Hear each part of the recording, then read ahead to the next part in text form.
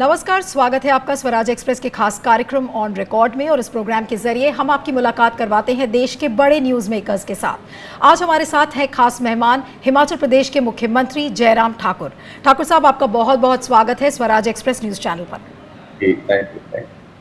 मेरा पहला सवाल है कि हिमाचल प्रदेश एक छोटा राज्य है और आपसे समझना चाहेंगे कि एक छोटे राज्य होने के नाते, जहां पर पॉपुलेशन बहुत ज़्यादा नहीं है, 70 लाख कुछ की आबादी है राज्य में, तो जो कोरोना महामारी का जो इम्पैक्ट है वो कितना बड़ा है आपके राज्य के लिए सब?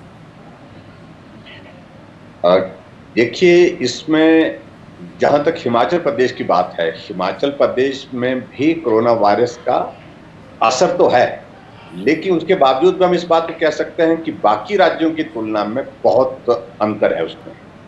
70 लाख की आबादी का हमारा प्रदेश है और अभी तक हिमाचल प्रदेश में कोरोना वायरस के जो पॉजिटिव केसेस जो उसमें सामने आए हैं उनकी संख्या 50 है, 50 है। लेकिन उसके बावजूद मैं ये भी कहना चाहता हूँ कि एक्टिव केस हमारे पास अगर हैं तो सिर्फ 10 हैं इस वक्त, जो हॉस्पिटल में हमारे आइसोलेशन में 9 है। 10 नहीं, 9 है, एक कम हो गया है। और बाकी जो है वो स्वस्थ होकर के जो है वो अपने घर चले गए हैं। दूसरी बात, सबसे बड़ी बात है कि इस वायरस का इम्पैक्ट तो स्वाभाविक रूप से जब पूरी दुनिया पर है तो स्वाभाविक रूप से हमारे हिमाचल प्रदेश में भी लोगों के मन मस्तिष्क पर है जी। लेकिन फिर भी हम काफी हद तक रोकने में कामयाब हुए हैं। बाकी राज्यों की तुलना में, जो हमारे पड़ोसी राज्य हैं उनकी तुलना में हिमाचल प्रदेश अभी तक भी लोएस्ट इस पर पायदान पर है, अगर हम पॉजिटिव केस की अगर बात करें। मिस्टर ठाकुर, प्रधानमंत्री ने भी आपके राज्य की तारीफ की थी, क्योंकि केरला के बाद अगर पैंडेमिक प्रिपेयर्डनेस की अगर हम बात करें, किस तरीके की तैयारियां थी, तो हिमाचल प्रदेश एक ऐसा राज्य माना जाता था कि जहां पर तैयारियां काफ़ी अच्छी चल रही हैं। लेकिन उसके बावजूद जो एक चुनौती देखी गई कि जो बॉर्डर एरियाज़ हैं, जैसे ऊना है, कांगड़ा है, सबल है, शिमला है, इन सब एरियाज से बहुत सारे माइग्रेंट्स सीक्रेटिवली जो बॉर्डर जिन्होंने क्रॉस किया, उससे कितनी बड़ी मुश्किलें बढ़ी राज्य के लिए? निश्चित रूप से ये हमारे लिए थोड़ी कठिनाई का दौर जरूर आया, क्योंकि जब बाकी देश भर के प्रांतों में कोरोना वायरस के मामले बढ़ते गए और हिमाचल की बहुत बड़ी संख्या में ऐसे लोग जो दूसरे प्रदेशों में रहते थे, उनके मन में भय भी पैदा हुआ और उसके बाद सब लोग अपने अपने घरों की तरफ आना चाहते थे और उनको रोकना भी संभव नहीं था, और संभव क्या, मुझे लगता कि वो ठीक भी नहीं था। और ऐसी परिस्थिति में हिमाचल प्रदेश में हमने उनको आने के लिए, लाने के लिए व्यवस्था भी जोड़ी और लाए भी। बच्चे खास तौर से जो पढ़ाई के लिए चंडीगढ़ गए थे, दिल्ली गए हैं, कोटा गए हैं, दूसरे राज्यों में गए हैं, उसके साथ बहुत सारे लोग जो दूसरे जो अपने कामकाज के सिलसिले में गए थे, लेकिन लॉकडाउन के कारण वो वहां पर फंस गए, तो हमने उनको लाया वापिस। और उस वजह से बात ठीक है कि हिमाचल प्रदेश में पिछले कुछ दो तीन दिनों में, 3 दिन में, विशेष तौर से 4 दिनों में कुछ मामले जो है, जो बाहर से आए हैं, उनके पॉजिटिव आए हैं जी। लेकिन फिर भी मैं इस बात को कह सकता हूं कि बाकी राज्यों की तुलना में फिर भी हिमाचल प्रदेश में आज की तारीख में भी, उस स्थिति में भी हम बहुत बेहतर हैं। और अभी आने वाले समय में जी मिस्टर ठाकुर, आपके राज्य के जो ऑफिशियल्स हैं जिनसे बात हुई है और जो स्टैटिस्टिक्स हम देख रहे हैं, राज्य सरकार ने तकरीबन 54,000 लोगों को परमिट्स दिए थे आने के लिए, और तकरीबन इसी मात्रा में लोग बॉर्डर क्रॉस करके भी आए हैं। लेकिन जो एक शिकायत राज्य से मिल रही है कि बराबर उन लोगों की टेस्टिंग नहीं हो पाई, जिस तरह से स्क्रीनिंग होनी चाहिए थी वो नहीं हो पाई, ये कितना सच है? देखिए, बहुत ज्यादा सत्य नहीं है। बहुत सारे लोगों ने पहले कोशिश की थी कि हम किसी रास्ते से निकल करके आ जाएं, लेकिन वो पकड़े गए और उनको इंस्टीट्यूशनल क्वारंटाइन में डाला गया है और उसके बाद उनकी जांच की गई। जांच करने के बाद जो है उनके जो जांच के बाद ही उनको घर भेजा गया। और अभी जो परमिट के माध्यम से जो लोग आ रहे हैं, वो लोग जो है उनकी तो प्रॉपरली जांच हो रही है। जहां हिमाचल की बाउंड्री में वो एंटर कर रहे हैं, वहां पर भी जांच होती है और उसके बाद उनका जिस जिले में पहुंचते हैं, जिस डिस्ट्रिक्ट में पहुंचते हैं, उस जिले में भी, और उसके बाद घर में होम क्वारंटाइन की बहुत सख्त हमने जो है उसमें जो नियम बनाए हैं उसके पालन करने के लिए उनको कहा जाता है। लेकिन लेकिन सर मुझे इस जो बात को लेकर के मिस्टर ठाकुर, कि जो शिकायतें मिल रही हैं वो यही है कि इंस्टीट्यूशनल क्वारंटाइन में राज्य सरकार शायद ज़्यादा नहीं बिलीव करती है, होम क्वारंटाइन में ज़्यादा बिलीव करती है। और जो होम क्वारंटाइन का कॉन्सेप्ट है एक छोटे राज्य में, हिली स्टेट में, वहाँ पर एक रूम का जो कमरा होता है जिसमें लोगों को बिठाया जाता है, तो वो कितना लॉजिकल है और कितना डूएबल है आपके राज्य के संदर्भ में? देखिए, बहुत जगह इस तरह की परेशानी नहीं है। जहां गांव में अगर किसी परिवार में अलग से होम क्वारंटाइन के लिए वहां पर उचित व्यवस्था नहीं है, तो उसके बाद वहां पर हमने पंचायत की व्यवस्था के अनुसार, पंचायत के गेस्ट हाउस है, पंचायत के अपनी अकोमोडेशन है, वहां पर किया गया है। और इसके अलावा दूसरी जगह जो है हट करके जो है उनके लिए ठहरने का इंतजाम किया है, ताकि जो है होम क्वारंटाइन का अगर वो घर में पालन नहीं कर सकता है तो वहां पर जाकर के वो रह करके का पालन करें। कठिनाई है, लेकिन फिर भी उसके बावजूद भी हम बहुत बेहतर ढंग से इसका ये करने की कोशिश कर रहे हैं। और मैं यही कहना चाहता हूँ कि हिमाचल प्रदेश में प्रधानमंत्री जी ने भी हमारे मॉडल को विशेष तौर से जो एक्टिव केस फाइंडिंग का किया हमने, जिसमें 70,000 की पूरी पॉपुलेशन को हमने कवर किया। हमारी पूरी टीम में 16,000 हमारे कर्मचारी जो है उस काम में लगे थे, जहां एक एक घर में जाकर के उन्होंने ट्रैवल हिस्ट्री जानी, किसी को बीपी है उसकी जानकारी ली, किसी को शुगर है उसकी जानकारी ली। और ये बहुत बड़ी एक कोशिश हुई। उसके कारण भी मुझे लगता है कि हिमाचल प्रदेश में हम कोरोना को बड़े स्केल पर रोकने के लिए जो हम कामयाब हुए हैं। मिस्टर ठाकुर, कुछ एक्टिविस्ट का ये कहना है जिनसे मैं फ़ोन पर मैंने जिनसे बात किया, तो उन्होंने कहा कि एक और जो एक छोटे राज्य की, एक हिली स्टेट की चुनौती होती है, जैसा कि मैं आपसे पूछ रही थी कि बहुत सारे ऐसे लोग हैं जो कि सीक्रेटिवली जिन्होंने बॉर्डर क्रॉस किया और वो आ गए, और ऐसे बहुत सारे लोग हैं जो कि स्टेट की मैपिंग के रेडार में है ही नहीं, क्योंकि उन्होंने नाला जो बने थे उनको क्रॉस किया, पहाड़ों को क्रॉस किया, नदियों को क्रॉस किया। उनका क्या है, क्या आप उनको ट्रेस कर पाए हैं?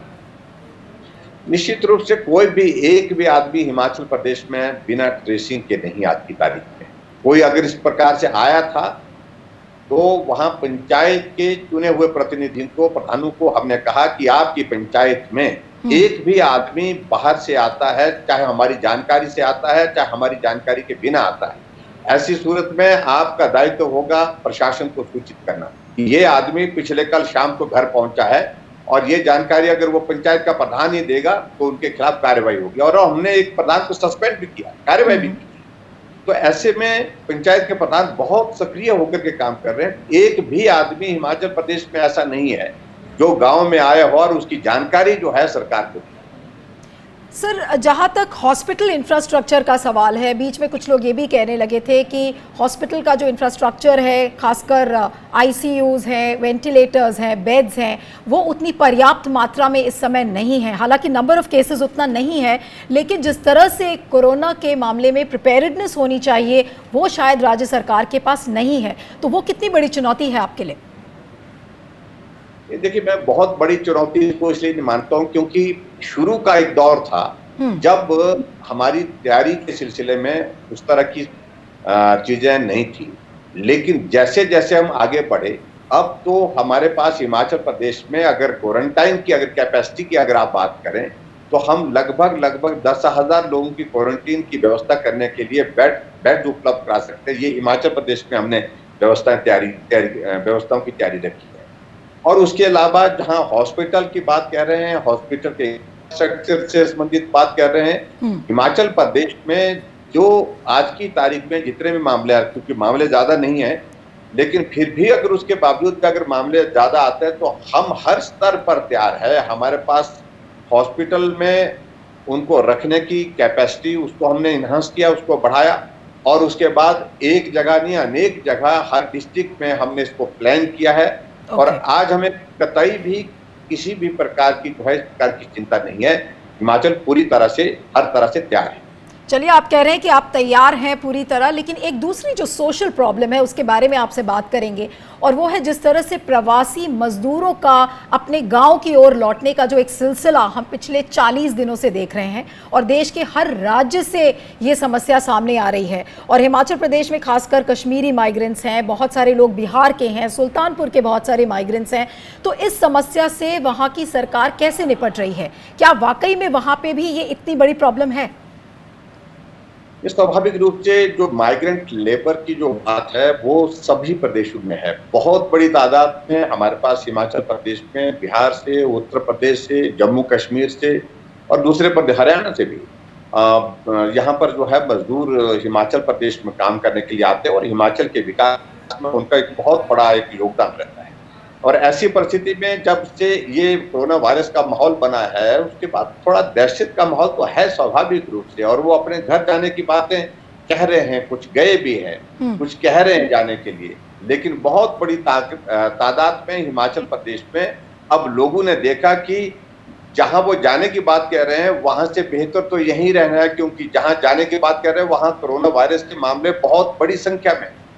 ऐसे में उनका मन बन रहा है कि हिमाचल प्रदेश में रुक करके काम करना है। नहीं, लेकिन तो ये बात कितने लोग, मिस्टर ठाकुर, कितने लोगों का एग्जोडस हुआ है हिमाचल से? यानी कि कितने, अगर संख्या में आपसे एग्जैक्टली पूछूं तो हिमाचल प्रदेश की जो संख्या है प्रवासी मजदूरों की, वो कितनी हिमाचल प्रदेश में है, और क्या कितने लोग गांव की ओर चले गए हैं और दूसरे राज्यों में? क्या कोई संख्या है आपके पास? संख्या तो बहुत ज्यादा नहीं है, हमारे पास लगभग 20,000 के लगभग ऐसे लोग होंगे जो हिमाचल से बाहर गए।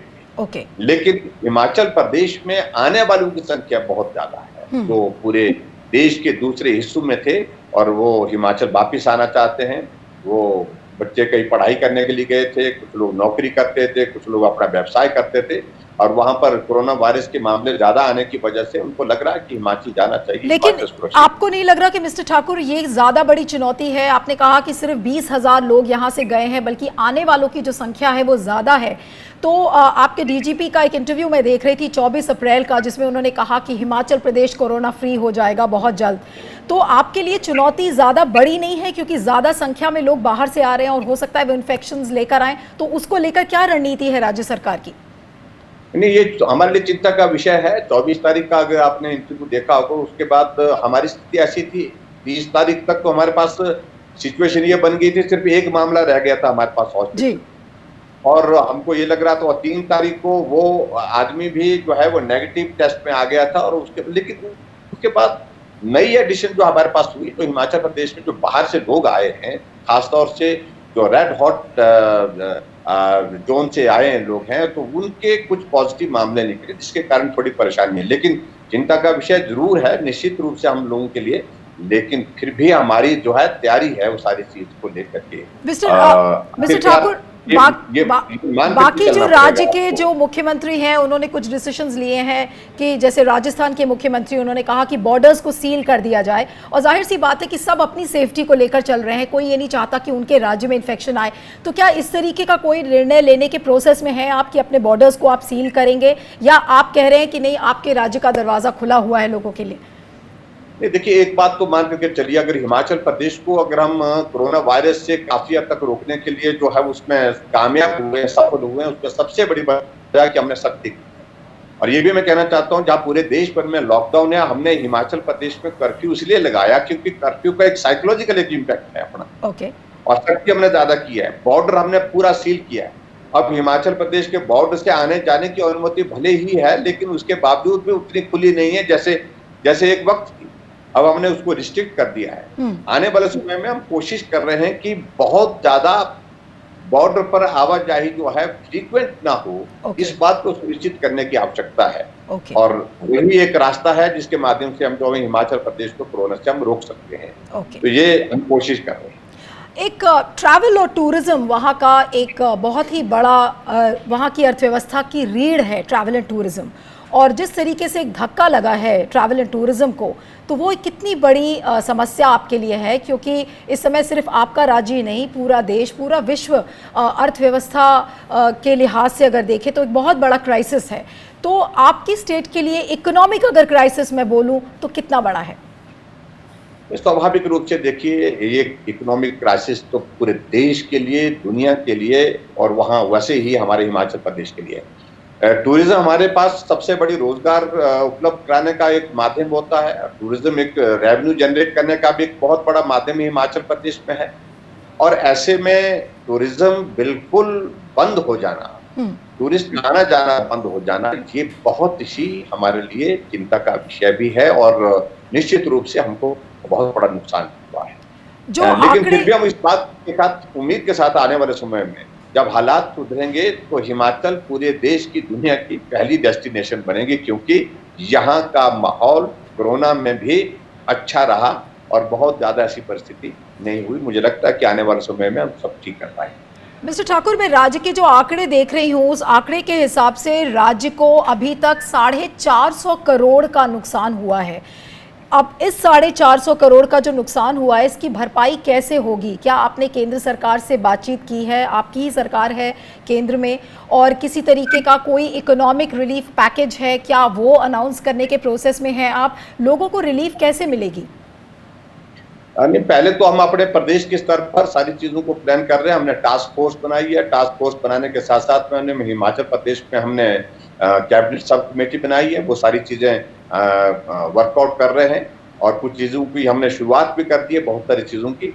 और उसके अलावा जो केंद्र से बात है, जहां तक केंद्र की बात है, केंद्र तो मदद कर ही रहे हैं।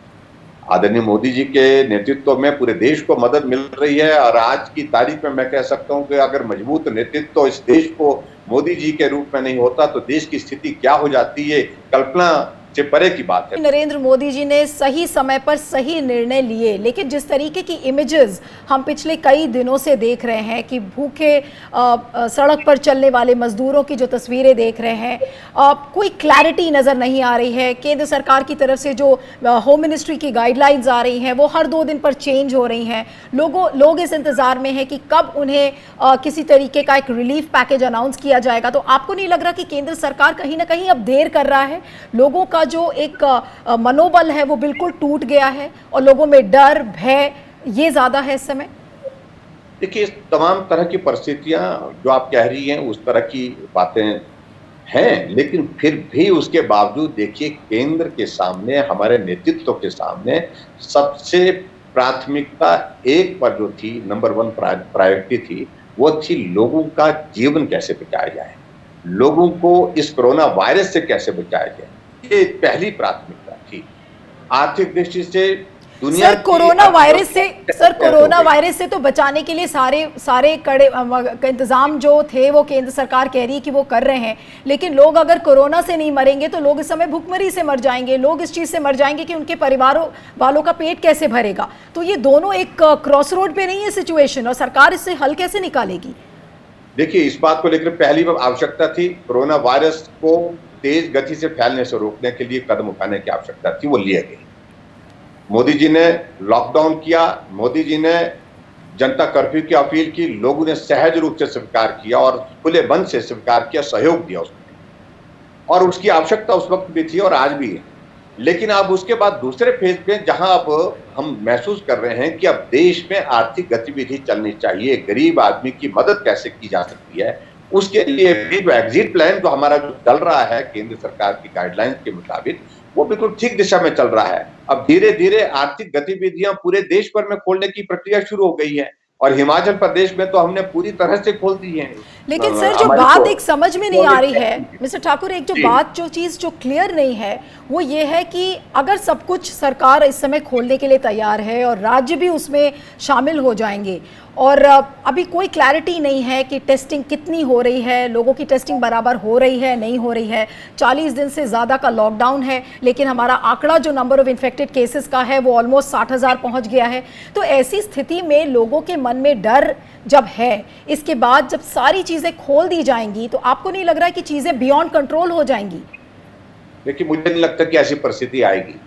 एक तो जो टेस्टिंग बढ़ाने की बात है, टेस्टिंग पूरे देश भर में सभी प्रदेशों में बढ़ी है और मैनीफोल्ड, पहले प्रेपरेशन की दृष्टि से इस तरह की कल्पना नहीं थी और ये परिस्थिति ऐसी आई कि ये देश 130 करोड़ की आबादी के ज्यादा का देश है, तो स्वाभाविक रूप से यहाँ पर मामले तो आएंगे। लेकिन फिर भी दुनिया की तुलना में आप देखिए, आप यूरोपियन कंट्रीज का देखिए, हमसे छोटे देश, लेकिन वहां मामले दिन में कितने आ रहे हैं, कितने लोगों की मौतें हो रही है। उस कंपैरिजन में फिर भी भारत अभी तक बहुत बेहतर है। आप सही कह रहे हैं कि बाकी देशों के कंपैरिजन में शायद हमारे फिगर्स उतने ज़्यादा बड़े नहीं हैं, इसलिए हमें इतनी चिंता करने की ज़रूरत नहीं है। लेकिन हमें कंप्लेसेंट होने की भी ज़रूरत नहीं है, हम ये सोचकर नहीं बैठ सकते कि नहीं सब कुछ ठीक है। लेकिन जो एक दूसरा सवाल है, जो एक दूसरा सवाल मैं आपसे पूछना चाह रही हूँ मिस्टर ठाकुर, वो ये है कि आपके राज्य की तरफ से क्या कोई इकोनॉमिक पैकेज स्टेट अनाउंस करेगा, जैसे हमने केरला में देखा, जैसे हमने दिल्ली में देखा, किस तरीके का लोगों के बैंक अकाउंट्स में पैसे जा रहे हैं, तो उस तरीके का कोई अनाउंसमेंट क्या आपके राज्य से आएगा? हमने अभी तक एक नहीं अनेक क्षेत्र में जो है अनाउंसेस कर दी, शायद आपको जानकारी नहीं मिली होगी।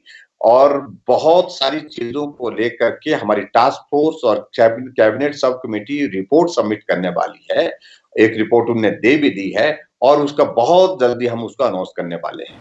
प्रदेश के स्तर पर आर्थिक इस दौर में से, तंगी के इस दौर में से गुजरते हुए हम क्या कदम उठा सकते हैं अपनी इकोनॉमी को मजबूत करने के लिए, वो भी, और उसके साथ साथ में पैकेज में किस किस सेक्टर को हम मदद दे सकते हैं, वो भी सारी चीजों को लेकर के हमने अनेक अनेक बहुत लंबी डिटेल है, बहुत लंबी सूची है वो, उसमें हमने हिमाचल प्रदेश में हमने देना शुरू कर दिया। जी मिस्टर ठाकुर, हॉर्टिकल्चर एक बहुत बड़ा सोर्स ऑफ रेवेन्यू है, और जहाँ तक सेब की खेती है, गोभी की खेती है, बंद गोभी की खेती है, ब्रोकली है, ये सारा कुछ नष्ट हो गया है इस समय। तो आपकी तरफ से क्या मार्केट इंटरवेंशन मेजर्स होंगे? अभी ओले भी पड़ गए थे, तो किसानों को जिस तरह से वहाँ नुकसान पहुँचा है, उसको लेकर सरकार की तरफ से क्या इंटरवेंशन मेजर्स हैं? देखिए, हम यही प्लान कर रहे हैं, आने वाले समय में सेब की फसल आने वाली है। जहां तक ओलावृष्टि की आप बात कर रहे हैं, थोड़ा नुकसान जरूर हुआ है, लेकिन उसके बावजूद भी इतना नुकसान नहीं हुआ है। नुकसान कुछ जगह हुआ है, लेकिन फिर भी हमने जो है सेब की मार्केट इस बार अच्छी रहेगी, ऐसी उम्मीद है, क्योंकि बाहर के देशों का जो इंपोर्ट होता था, सेब होता था, वो इस बार संभावना नहीं है। ऐसी परिस्थिति में सेब बहुत बड़ी ताकत हमको हिमाचल प्रदेश को देगा। और दूसरे, जहां तक गोभी की बात कर रहे हैं, मटर के सीजन की अगर बात कर रहे हैं, उसके ठीक तरह से व्यवस्था कर रहे हैं और मार्केटिंग भी ठीक तरह से हो रही है इन दिनों में। चेरी की जो फसल आई है उसकी मार्केटिंग भी ठीक प्रकार से हो रही है, ठीक रेट मिल रहे हैं।